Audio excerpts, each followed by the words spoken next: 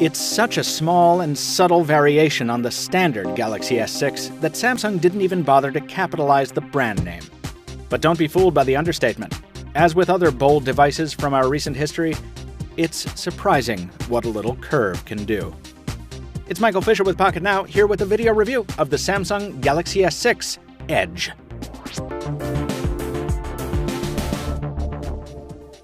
If you can't immediately tell the difference between the S6 and S6 Edge, that's understandable. We've even used video of the two interchangeably in our Samsung coverage thus far. But just as you don't fully understand the standard S6 until you pick it up, it also takes holding the Edge to really get it. Unlike the asymmetric Galaxy Note Edge, which preceded it, I didn't find the S6 Edge awkward to hold. There's enough purchase on the side rails, and the buttons are placed intelligently enough that you don't always feel like you're going to drop it. Still, the Gorilla Glass back cover has been imported from the standard S6, so if you're worried about fingerprints or scratching but don't want to ruin the aesthetics with a case, consider a skin, like the D-brand carbon fiber on our review device. It took 800-degree temperatures in a process called 3D thermal forming to give the S6 Edge the curved cover glass that gives it its name, and the effect is gorgeous. Even as a pretty straightforward cosmetic play, the design is delightful, giving the display an infinity pool effect and making the phone quite striking from almost any angle. The AMOLED panel beneath the cover glass curves only slightly, reaching not even halfway as far as the cover glass does, so there's less danger of accidental taps when you pick it up from a table. And the screen itself is just as brilliant, saturated, and pixel-packed as its counterpart on the standard S6, with custom display modes and saturation settings, and a brightness spectrum capable of adapting to almost any lighting condition you're likely to find yourself in. In use, the screen's curve does have minor drawbacks. Light behaves differently at the bend, so both reflected light from outside and pixel light from inside produce distortion and color deviance at the sides. The edges of words sometimes bleed off the sides when you're reading, and so does the board in games like Words with Friends, which can be a little distracting. But on the other hand, scrolling web pages or social streams is a little handier with the added purchase of the side screen. Your thumb doesn't get in the way of the text as you surf, which is nice. Samsung should make a bigger deal out of this. Of course, this being Samsung, there's custom software built in to take more advantage of the side screen. By now you've heard of the People Edge function that lets you assign commonly called contacts to a persistent dock. It's cool, but I'm not convinced it's faster than finding them the old-fashioned way. Then there's the color-coded caller ID that flashes custom colors on the side rails when one of those important people is trying to reach you.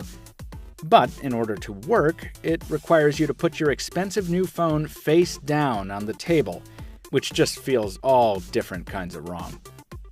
More useful are the information stream and night clock functions, which display things like the time, news headlines, trending Twitter searches, stock prices, and notifications when the screen is off. Unfortunately, it's not very well thought out. Rather than showing full headlines and continuously scrolling, the news ticker pauses every few seconds to show you a partial headline. You need to tap on it and then unlock the phone to see what it's actually about. And if you're in a bright room, the glare on the curved glass usually falls right across the very words you're trying to read. I appreciate Samsung trying to make intelligent use of the Edge screen, but I think these features fit better on the larger Note Edge, whose bigger display better lends itself to this kind of information overload.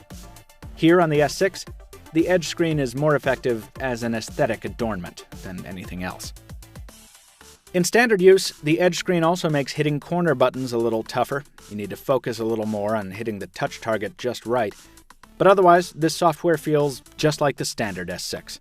On the downside, that means too frequent app crashes and intermittent responsiveness problems if you're running one of Samsung's new custom themes, all of which seem to carry varying degrees of lag along with them. On the brighter side, it means blazing fast performance if you stick to the default theme, as well as new and useful touches like simplified quick toggles, a streamlined settings menu, and the excellent fingerprint scanner built into the home key. Double-click that home key, and you'll find the same minimal camera viewfinder as on the S6, and it's driving the same optically stabilized hardware, too. Colors are saturated but not too overdone, contrast and sharpness lend a little more punch to most photos, and HDR jumps in when it needs to rescue highlights from the shadows. The wide f1.9 aperture helps get focus and preserve detail in low light, and the front-facing camera's wide-angle lens makes for a group-friendly shooter if you don't want to use the rear camera selfie mode. There are no special camera controls along the sides, as there were on the Note Edge, but that's not too big a disappointment as I didn't find those very useful anyway. Just as on its conventional cousin, the S6 Edge's camera is one of the best you can buy on a smartphone.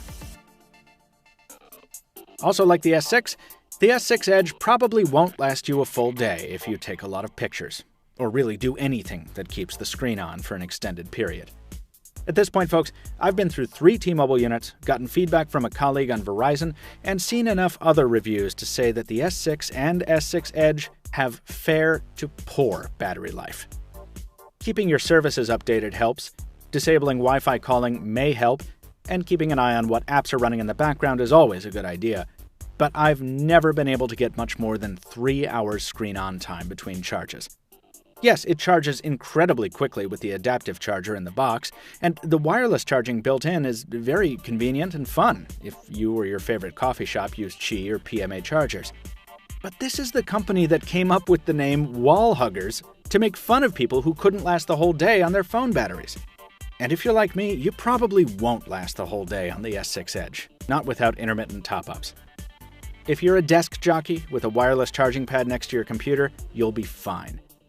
If you need a long-lasting smartphone for the road, the hiking trail, the boat, or really anywhere not right next to a power outlet, this isn't it. Fortunately for Samsung, the S6 Edge measures up beautifully in other performance aspects. Voice calls are comfortable and clear. Gaming is no problem. Web surfing is slick and smooth on the stock internet browser.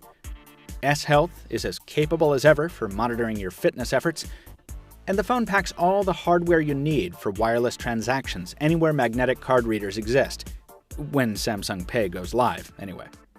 And while you can use the inbox earbuds for gaming or rocking out, the loud bottom-mounted speaker does a good job of that too, as long as you don't accidentally block it with a finger.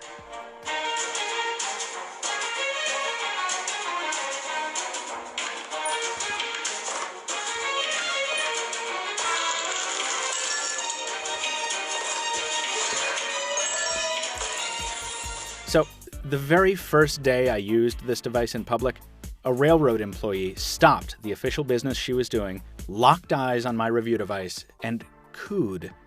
"Oh, is that the Edge?" That's why you buy this phone. It catches the eye better than almost any other handheld out there, without being too ostentatious about it, and it oozes the same feeling of quality construction as its non-edgy brother. You probably won't get much mileage out of its fancy screen features, and it's got room for improvement in software and certainly battery life. But it's easily one of the most beautiful smartphones of the year thus far, with one of the best Android cameras ever.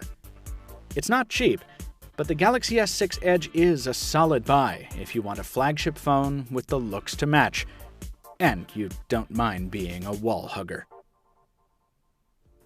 For a much more detailed look at Samsung's latest superphone, see our full Galaxy S6 review at Pocket Now, linked in the description just below.